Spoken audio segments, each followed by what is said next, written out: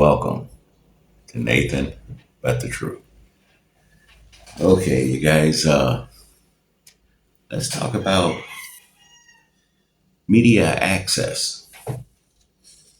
Um, it's something that has bothered me. I mean, since I started the podcast several months back, I knew it would be super difficult to have your videos watched or to actually collaborate with people concerning my videos because the way it's set up on social media, it's a one-way street, and people are accepting of that. And in crisis, I'm not. We are at crisis. We've been at crisis for a long time. If you've ever worked in nuclear field or anything like that, there's a term called critical mass. Okay, that's when it's beyond on the meter going down. It's over here and it's fait accompli. And that's generally when your tanks are boiling, the water boiling out because those fuel cells are so hot. And when it gets close to the tops of those cells may be about 10 feet long.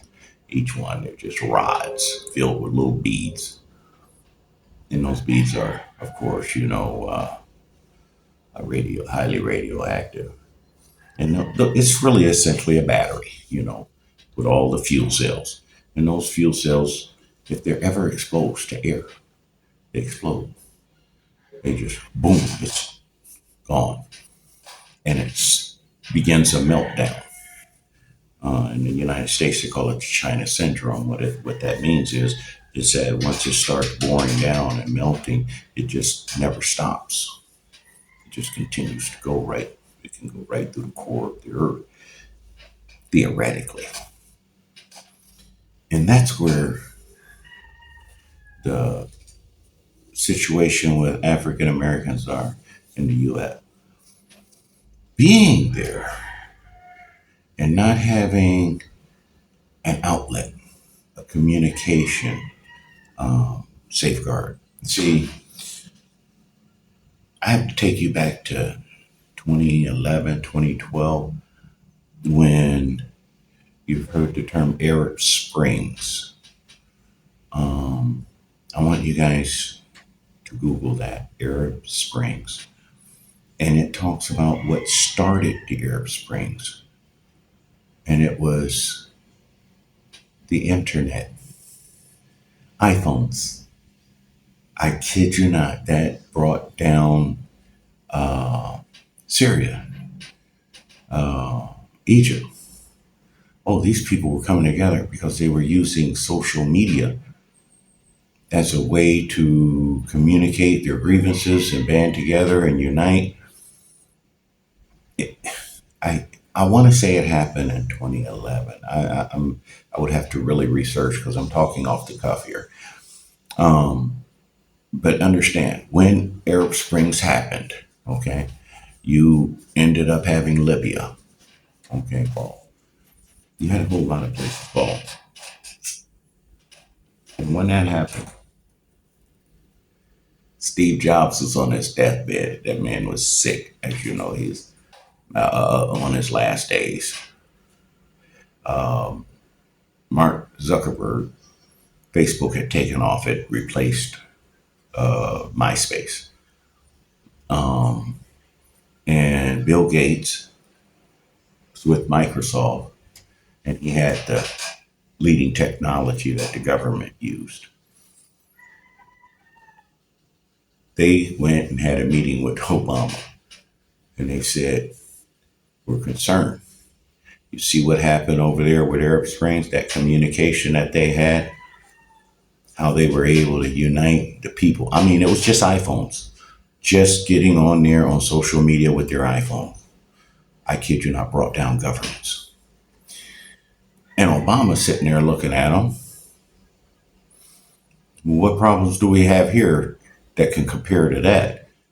And they told him, they said, gave him some papers written by J. Edgar Hoover, the black man papers. I kid you not. See, Obama ain't kinfolk. So, of course, they let him know real quick we have a problem. NSA was in that meeting and they told Obama, we need to tighten this up, make sure this never happens in the United States. Now, at the time, okay, all the senators was, you know, going after Obama. Okay, Republican senators, they had blocked everything he ever even thought he can do. They told him, "Oh no, we ain't helping you do a damn thing." Okay, Obama went out and had a meeting, a three-way meeting. Now they pulled Steve Jobs off his deathbed. Now this man, I kid you not, you guys, this man was on at death's door. He was in the hospital. Okay, the hospital gave him a whole floor because he's so wealthy. Okay, so let's just say he's hospice now. Obama had a meeting with him, Mark Zuckerberg, Bill Gates, all three of them. And they wanted to know, the press wanted to know, why did Obama fly all the way out to California to meet with these three? Because they knew something was up. I mean, he was on a plane quick to go talk to them three. And he said, oh, well, had a meeting about jobs, employment. Well, iPhone don't have but maybe 1,000 some employees at the time in the U.S. Their phones are made in China. They don't really have when that man do his TED Talks or whatever they like to call them, it's just in a little theater. All his employees, every single one is right there where they talk. Okay. He talks to them rather. Facebook didn't have but maybe a couple of hundred employees. Microsoft maybe had about 2,000 employees. Oh no, the president don't go cross country to talk to somebody about jobs and you only talk about a couple thousand jobs in total. I knew then that was bullshit because see, I knew already what was coming down the pipe. Obama came back to DC. Uh, Steve Jobs signed on. He gave them the keys they wanted the keys to Apple. He gave them the keys. Bill Gates gave him the keys to Microsoft. But young Zuckerberg, he didn't give up the keys to Facebook. He's thinking it's a social site. No, I'm not giving the government access to my Facebook, control of Facebook. See, NSA controls Facebook now. Okay. You could type in certain words and you post them and there'll be a thing telling you right away, you might want to get rid of that because you're about to go to jail for saying the wrong word, using the wrong word. Okay. On Facebook. But Zuckerberg, he refused. Obama came back, gave the man in black a chance to go and talk to that old boy. And then he flew back out there and he came back to DC with the keys to Facebook. Zuckerberg gave in. Of course, they gave him an offer he couldn't refuse. Y'all know that one. But anyway, 48 hours later, Obama goes to the House and Senate and requests authority to shut down the U.S. internet in case of a terrorist attack, cyber attack. And they gave it to him. It was unanimous from both House and Senate. They gave it to him.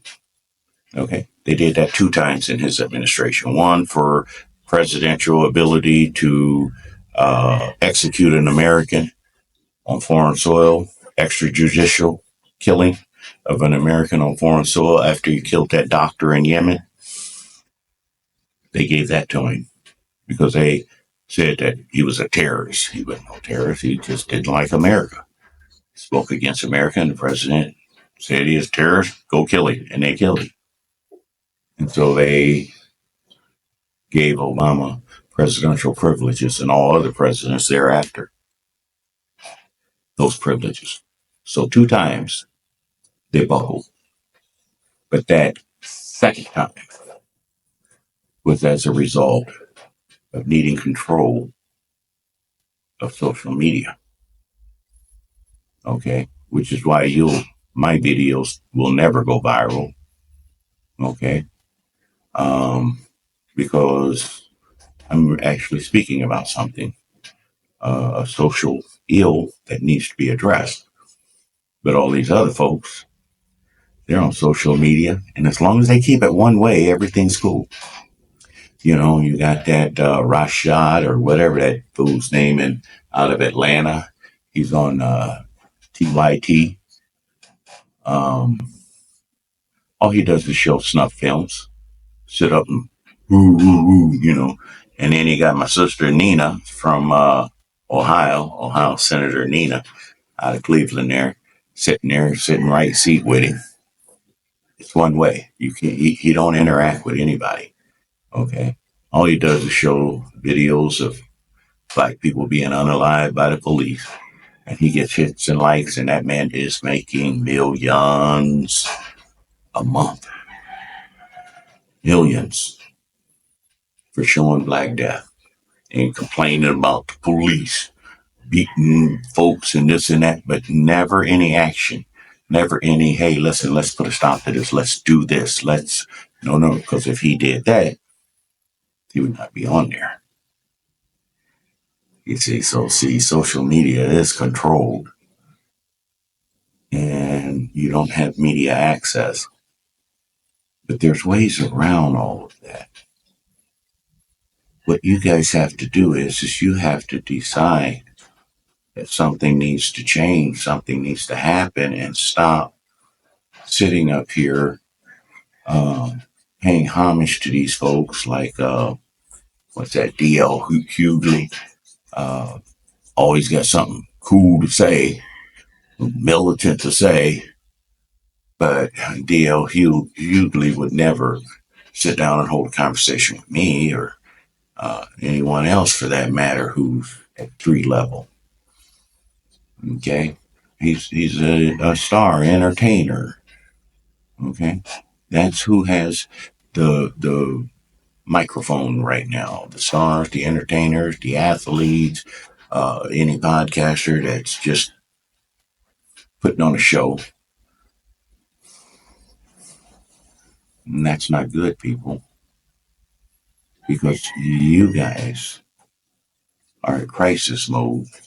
And this is the time where you guys really need to start trying to acknowledge who you are and what you are. You're not made of the same metal.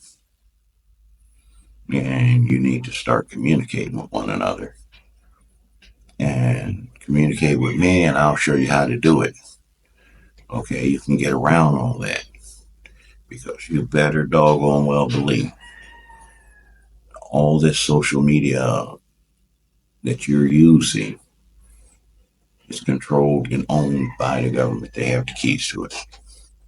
Yeah, you won't see Zuckerberg putting any time in Facebook. He don't even show his face around. And there's only a few employees, but there's a lot of NSA staff. They're called fact checkers. They work for the NSA. They work for the federal government. Okay, that's why you couldn't even say the word COVID. That shit was shut down. Now, why in the world can't you sit up and talk about COVID at a time when COVID was raging? Nowhere on social media were you allowed to. That means that somebody very powerful has control. Okay. And even now, when people talk about the vaccine, well, they don't even mention it. It's not, the vaccine has been proven to be deadly, more deadly than actually catching COVID. So they don't give the vaccine anymore. In most countries, they won't even touch it, won't even allow it in there. So uh, use that as an example to know that there's a shutdown coming your way in your communications with one another. Okay. So before that happens, give me a holler and a hoot. Okay. Hey, listen, I am Nathan Robinson and I love you and I am back quiet.